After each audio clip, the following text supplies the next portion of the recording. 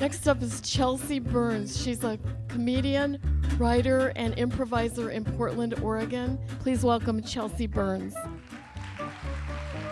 I started doing stand-up because all of my friends were doing it. I think that's a good reason to get into a new hobby. I've been a fan of stand-up comedy for a long time, and before I started, I would watch a lot of the local shows. I did my first class, it was great, started getting booked on shows, so I just keep doing it because I have so much fun. I usually perform in dive bars, but every once in a while I get fancy and go to a theater. Portland has a lot of weird shows. They used to have a show at a tattoo parlor where the comedian would get a tattoo while doing their set. I did a show called Comic Sans Pants. 100% great comedy, 0% pants. It was actually a big confidence boost. After doing that, I felt no nervousness. I was just thinking, well, at least I'm wearing pants. My initial character was somebody who just got out of a crazy church and was still kind of freaked out about it. I joined a Christian Baptist youth ministry for children called Awana. That first set was scary, and so I wrote jokes from the perspective of somebody who was anxious, almost like they had PTSD from their past experiences. And so it looked like it was an act and not nervousness. Every week we had to memorize Bible verses in exchange for Awana dollars. Then we took our Awana dollars to the Awana store so we could buy more Bibles. Only problem with that joke is now when I tell jokes, I'm more confident and I have to go back to that state of, oh God, oh God, oh God, and then do the set.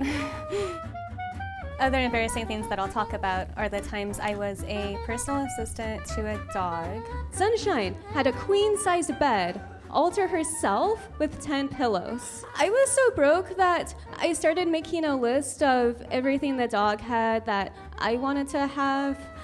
Except I wanted to be realistic, so it was a list of everything I wanted to have by the time I was 30.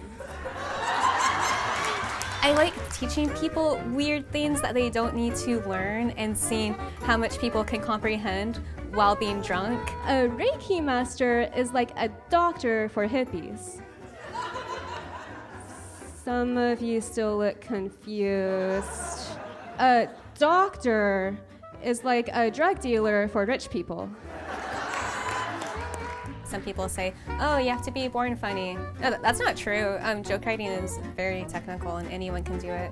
Usually jokes don't just come to me. I have to spend time really thinking about what's interesting or how do I feel about something. And then once a week I go through my notes, and if anything is still funny or interesting, then I write a joke.